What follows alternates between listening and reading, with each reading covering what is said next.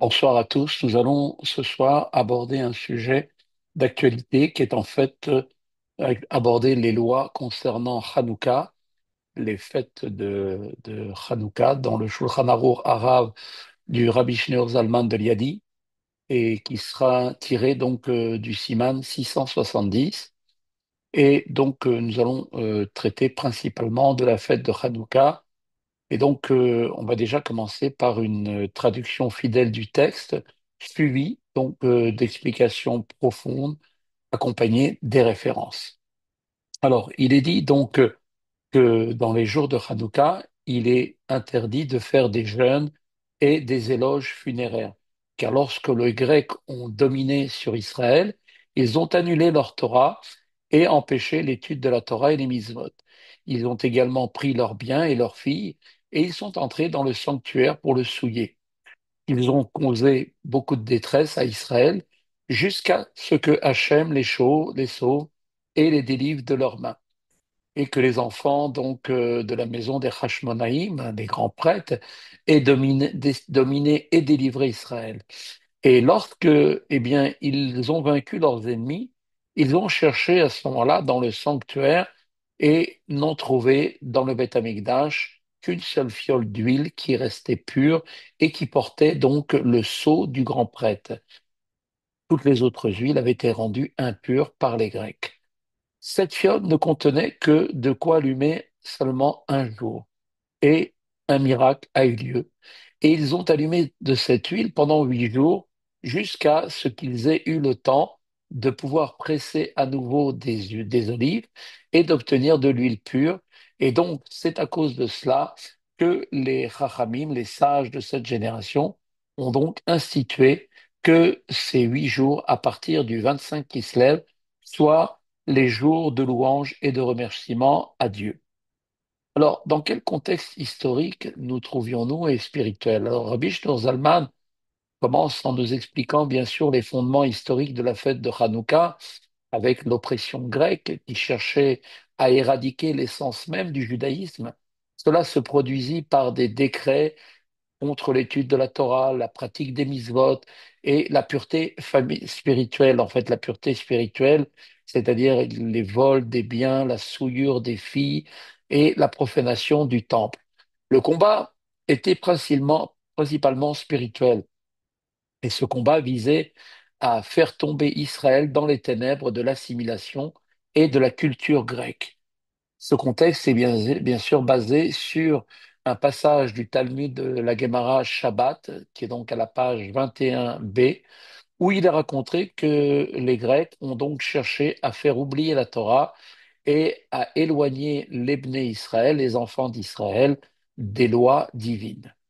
Alors, ensuite, il y a bien sûr le miracle de l'huile. Le miracle de Hanouka, souligne le rabbi, ne se limite pas à la seule victoire militaire, mais s'incarne surtout dans le miracle spirituel de l'huile pure retrouvée, cette petite fiole qui a duré 8 jours. Cette fiole d'huile représente, eh bien, ni plus ni moins l'âme pure du juif qui ne peut jamais être souillée malgré les oppressions extérieures. L'accent est mis sur l'huile pure scellée par le grand prêtre, qui est bien sûr quelque chose d'essentiel, et cela souligne que même lorsque tout semble compromis, eh bien, malgré tout, il ne faut pas perdre espoir, car il subsiste toujours un noyau indestructible de sainteté chez le peuple juif. Quelles sont les références kabbalistiques? Eh bien, dans la Kabbale, l'huile représente la lumière de la sagesse divine, la chorma. Même dans les situations des ténèbres profondes, eh bien, cette sagesse, la chorma, liée à l'âme juive, eh bien, reste intacte. Ensuite, donc, nous verrons ensuite d'exposer sur les louanges et les remerciements. Et donc, comme nous le savons, les Chachamim ont institué ces jours pour deux types de célébrations. Louer, donc, avec le Hallel, la récitation du Hallel complet que l'on va faire durant les 8 jours avec la bénédiction, qui permettra donc de reconnaître les miracles extraordinaires qu'Hachem a fait et de sa providence. Ensuite, nous allons le remercier, Dieu, en exprimant notre gratitude pour la délivrance physique et spirituelle. Et donc, cela se fera avec une bénédiction qui commencera bien sûr, comme toutes les bénédictions, par Baruch Ata Hashem Elokeinu melech haolam, Al Anissim, qui nous a fait des miracles. L'objectif, bien sûr, est double. D'abord, célébrer la libération extérieure, victoire des Maccabéens, donc les Maccabis, et la reconnaissance intérieure, réaffirmation de la pureté de la Torah.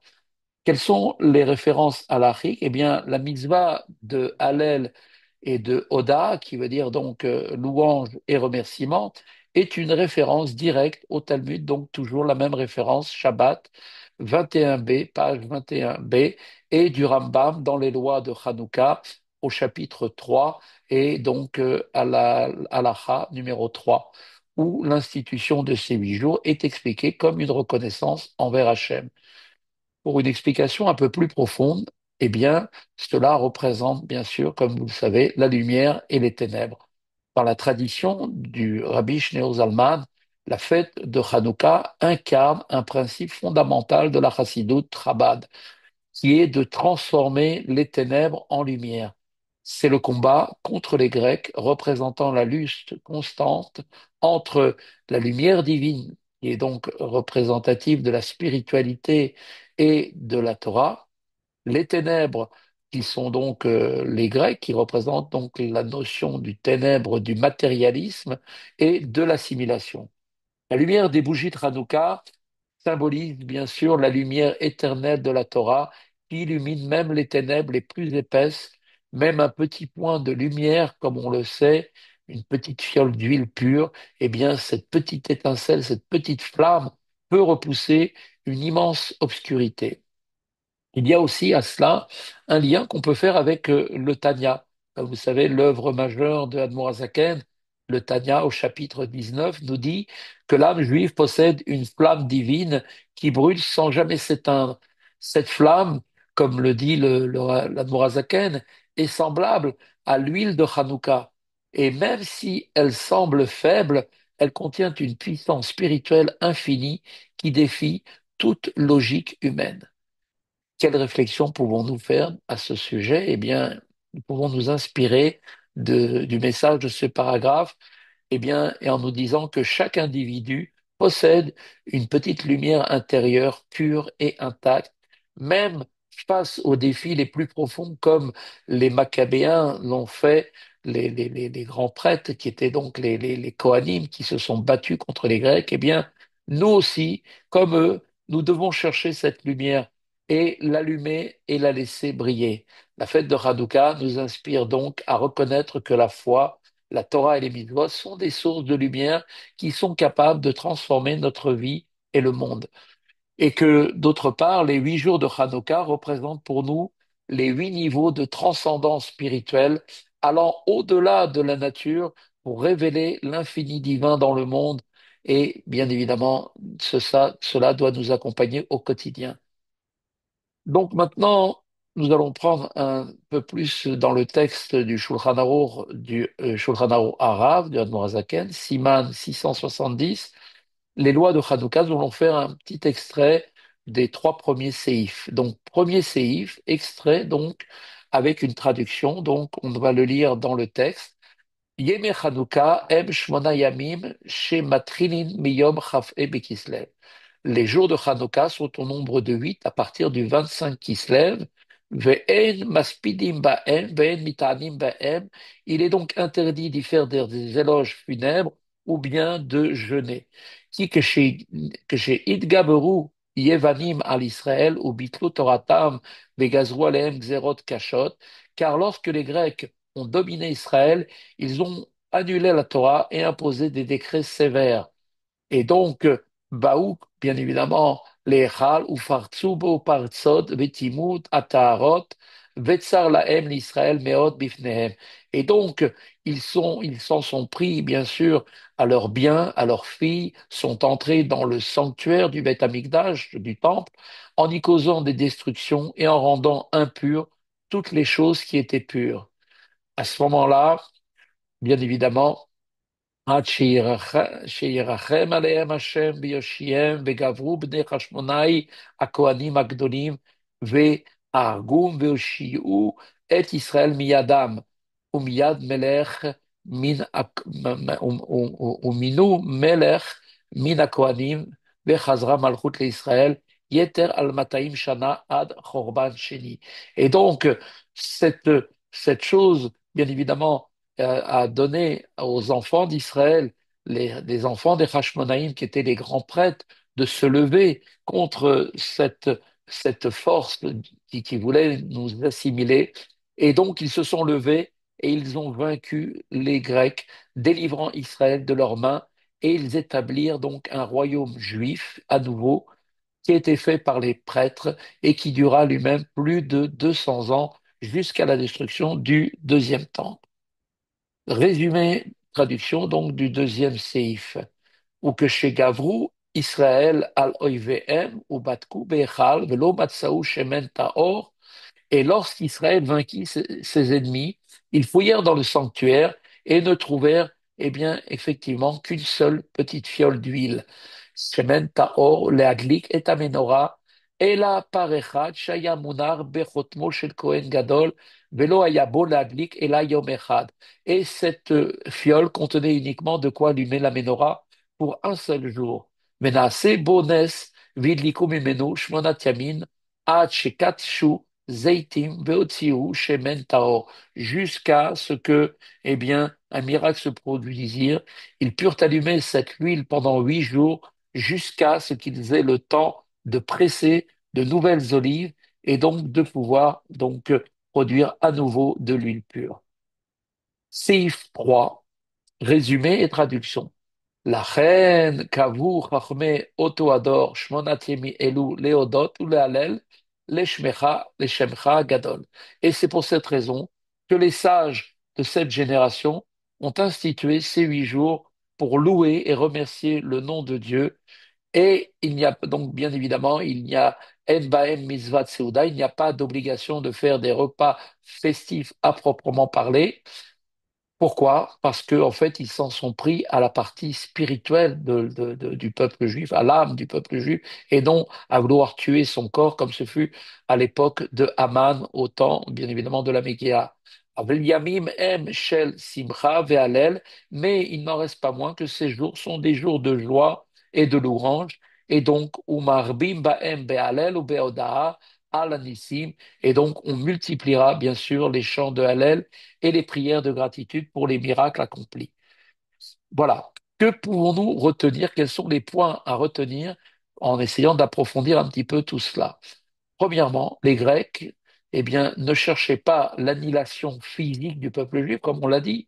Ils ne voulaient pas les tuer physiquement, mais ils souhaitaient arriver à son assimilation culturelle et spirituelle. Eh bien, en annulant la Torah et les mitzvot, ils voulaient ainsi priver Israël de son identité juive. Cette lutte spirituelle symbolise un défi éternel qui traverse toutes les générations. Deuxièmement, le miracle de l'huile. L'importance de l'huile scellée représente la pureté intacte qui subsiste dans chaque âme juive, même lorsque tout semble perdu, eh bien, il y a toujours une petite étincelle spirituelle qui a le pouvoir de pouvoir éclairer le monde tout entier. Troisièmement, institution donc des jours de louange, contrairement à Pourim, où là, comme on l'avait dit, les repas festifs sont une obligation centrale, car à Pourim, on a voulu tuer le corps des Juifs, donc, et bien sûr, on fait donc des repas qui vont donner une satisfaction au corps. Là, Hanouka met l'accent sur le Hallel et les remerciements, car c'est une fête de la lumière et une reconnaissance envers Hachem pour les miracles de nous avoir sauvés de la civilisation et donc de ne pas avoir été spirituellement tués. Quatrième chose, c'est la symbolique des 8 jours. Que représente 8 jours? Eh bien, 8 jours représentent le dépassement de la nature, puisque le monde, bien évidemment, a été créé sous le symbole du chiffre 7, représentant les 7 jours de la création, et le 8 transcende, bien sûr, la nature, puisque on dépasse le 7 et révèle donc une lumière qui est donc transcendante, qui transcende la nature et révèle le divin. Quelle est pour nous maintenant, un peu plus en approfondissant un peu plus les choses, quelle pourrait être une petite réflexion spirituelle d'après la Chassidoute? Dans la vision de la Chassidoute, le rabbi Shneur Zalman vient nous expliquer que la victoire des Hashmonéens n'était pas simplement une victoire militaire, mais surtout une victoire spirituelle. L'huile pure, comme nous l'avons dit, représente l'essence divine de l'âme juive qui, elle, reste toujours intacte, même dans les moments les plus sombres. Le combat spirituel, la lumière de la Torah et des mitzvot est le véritable rempart contre l'assimilation et l'obscurité. Les bougies de Hanouka, elles, eh bien, elles symbolisent cette lumière qui illumine le monde entier, une flamme qui brille et qui ne s'éteint jamais. Quelle pourrait être maintenant, petite conclusion qui pourrait nous inspirer effectivement au quotidien? Eh bien, le Siman 670 du Shulchan Arour du Harav du Admor Hazaken nous enseigne que la fête de Hanouka n'est pas seulement un souvenir historique, mais un message éternel dans chaque génération, pour chacun d'entre nous, quel que soit l'endroit où il se trouve.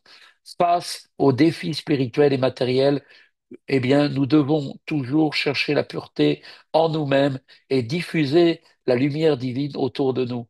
La lumière de Hanouka nous rappelle que chaque action positive, chaque mitzvah, même la plus petite, a le pouvoir d'illuminer le monde tout entier.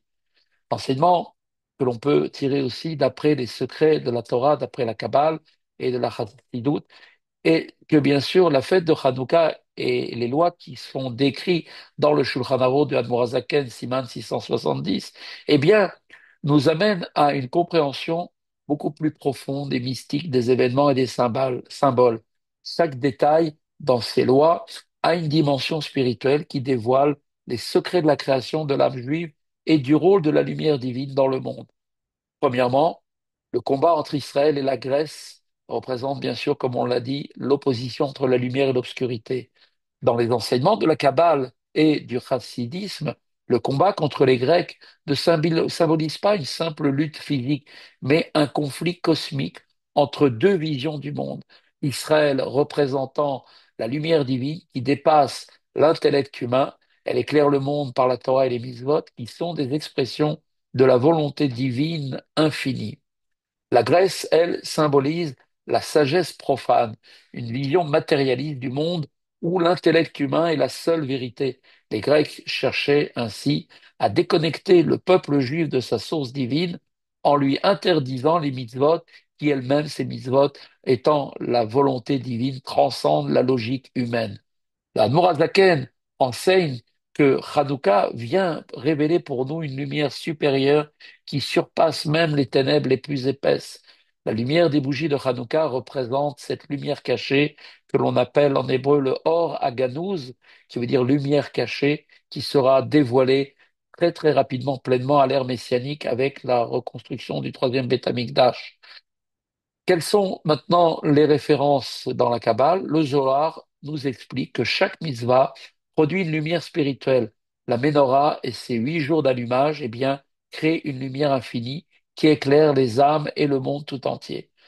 Quelle est l'importance du miracle de l'huile pure, comme on l'appelle en yiddish, la pinteleïd, l'huile pure des Grecs que n'ont pas pu profaner, est profondément symbolique dans l'enseignement chassidique. Elle représente en fait ce que l'on appelle la nekudat pnimit, le point essentiel de l'âme, appelé en yiddish pinteleïd, l'étincelle divine, impossible à souiller. Eh bien, quel enseignement tirer? C'est bien, même quand un juif semble éloigné spirituellement ou submergé par les influences étrangères, eh bien, il doit toujours se rappeler qu'il possède toujours cette fiole d'huile pure en lui. Cette essence de l'âme est éternelle, elle est inviolable et connectée directement à Hachem. C'est cette étincelle qui permet à chaque juif de se relever et de raviver sa lumière intérieure. La Chassidoute explique que l'huile brûle lentement, mais est en fait un combustible qui fournit une lumière durable. Cela symbolise le travail intérieur du juif pour transformer les ténèbres en lumière. Le fait que l'huile brûle 8 jours et non un seul jour représente pour nous la dimension surnaturelle au-delà de la nature qui réside dans chaque âme juive. Pourquoi 8 jours? Eh bien, la dimension, ça représente, comme on l'a dit, la dimension de l'infini. Le chiffre 8 est au cœur de la Kabbale et de la Chassidoute. Dans la tradition juive, le 7, comme on l'a dit, représente la perfection naturelle, les 7 jours de la création, les 7 attributs, les midotes du cœur, etc.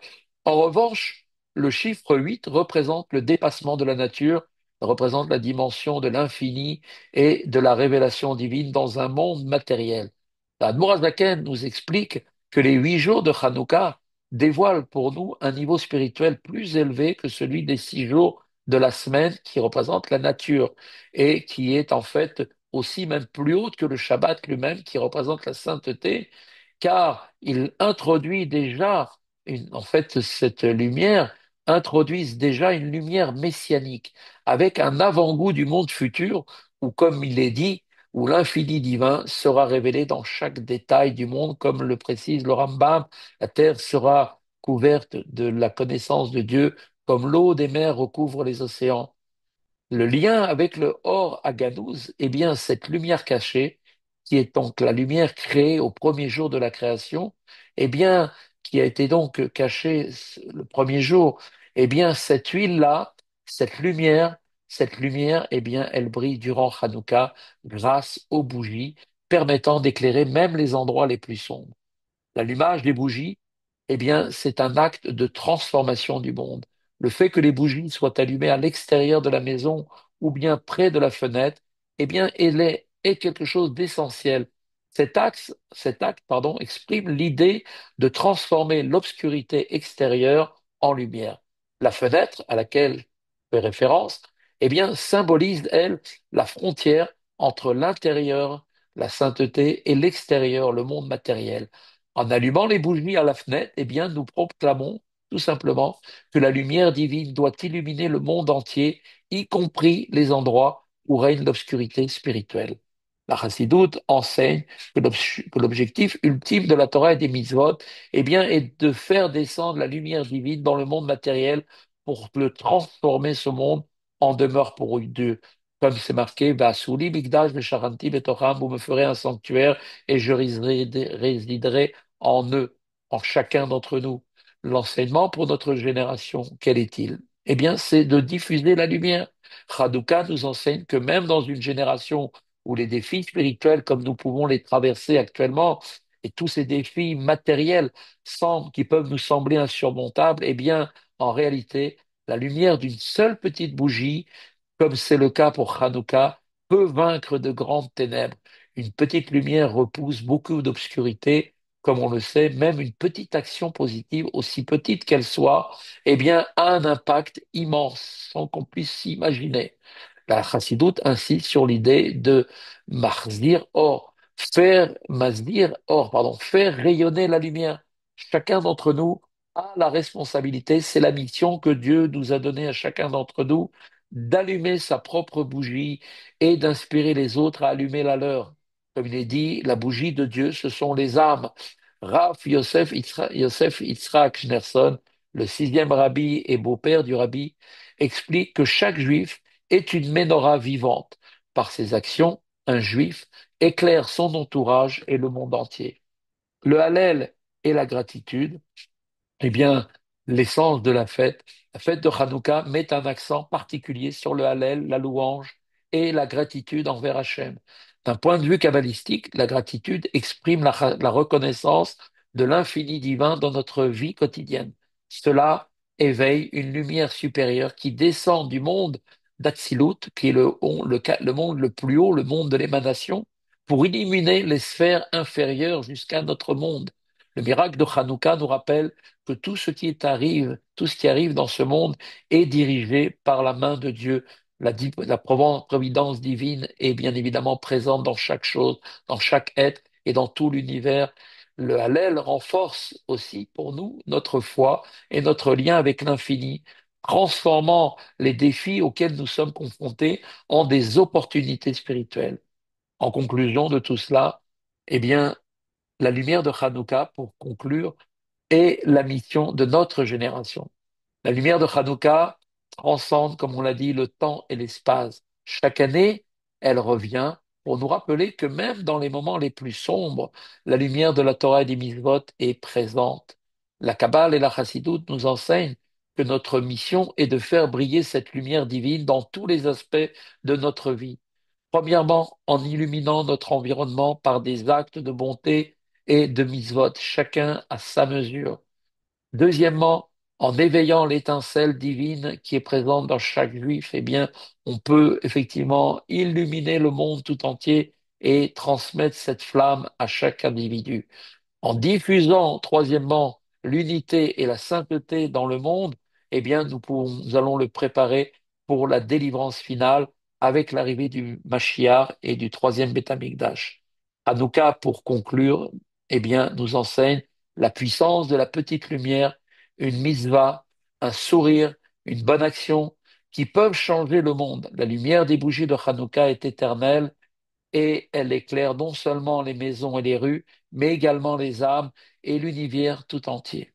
Voilà, je vous souhaite une bonne continuation à tous, de bonnes fêtes de Hanouka et en espérant qu'avec des bonnes décisions que chacun va prendre, eh bien, nous allons apporter la lumière tant attendue par l'ensemble de toutes les générations depuis la création du monde et mettre un point final à cette situation d'obscurité, de ténèbres et que l'on verra très vite cette lumière briller dans le monde tout entier avec une joie extraordinaire sur le visage de chacun d'entre nous, car la véritable joie sera de pouvoir contempler la grandeur de Dieu et sa présence parmi nous avec la venue du Mashiach et du troisième Beth Amikdash.